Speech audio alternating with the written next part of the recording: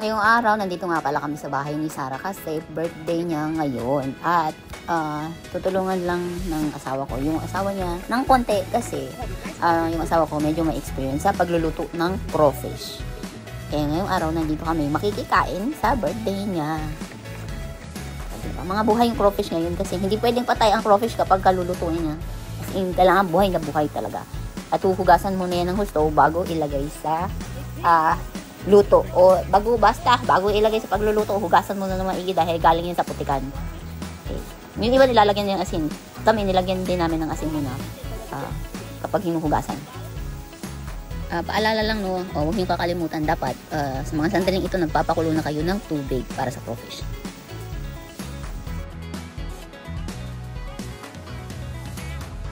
Nalagay pala dyan, sibuyas, atas, tapos mais. Pero hindi naman nalagay ko. Kasi pakuloan ko sa mulo. Pwede rin nilagyan ng lemon, tsaka bawang. Malambot yan. Pag lumambot na yan, tatagalay. Tapos ilalagay yung crawfish na pakuloan. Wala pag nagluto kayo na itong crawfish, may ganito kayo gamit. Kasi hindi ka pwede magpakuloan yan sa loob. So, ito nga naman, delikado.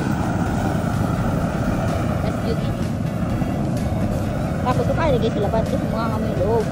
Mga kami loob ng bahay. Pag dito kaya sa labas ng bahay. Kaya parang maganda siya pang picnic. Pang picnic, buong pamilya, mga kaginang, pang celebration. Kaya na ako. Tapos sausage pala. Wala naman, okay lang.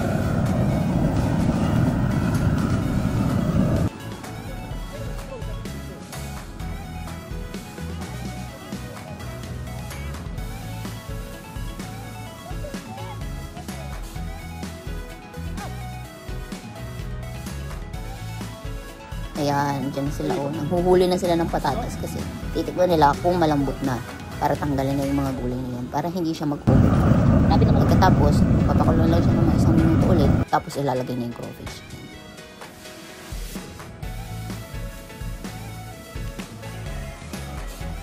Yan, luto na ang gulay kaya tinanggal na nila. Nila yan, itatabi muna tapos tatabunan. Nilagay yan, nilipat yan sa kaldero kasi para hindi lumamig. You put a pot. Yan, ilalagay nila ng crawfish. Kasi talunan na nga sila dahil siguro naramdaman nilang ilalagay ni sila sa kumukulong tubig. Kailangan kasi yan, buhay pa pagka niluluto kasi pag patay na, siya yung naka-straight, hindi siya masarap kainin pagka patay yung crawfish. Dahil malambot yung laman, kaya kailangan buhay dapat. Ayan, malapit nang ilagay ang crawfish. Hinihintay lang nilang kumulo ng konti yung tubig. Ayan, ilalagay na siya kasi kumukulo na yung tubig. Itong kasama namin dito, asawa nga pala ni Sarah, birthday ni Sarah ngayon, kaya nagluto sila ng crawfish. Tapos, malis ako dito kasi kinuha ko yung ice chest namin dahil hindi siya pwedeng na nakatiwangwang lang dahil lalamig, kaya kailangan may ice chest kayo kapag magluluto kayo ng crawfish. Para habang inuubos nyo o kinakain yung unang batch ng crawfish, nakalagay yung iba sa ice chest kasi hindi siya masarap kainin kapag malamig. Ayan, kainan na nga.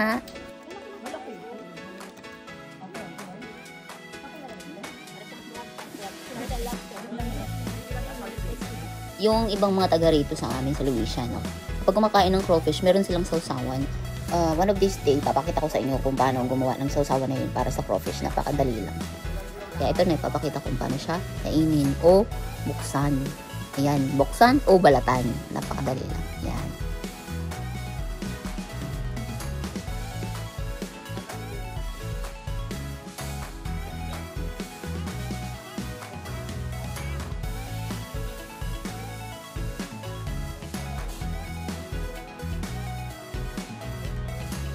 Ito nga pala ang ibang crawfish na sa ice chest para hindi siya malamigan.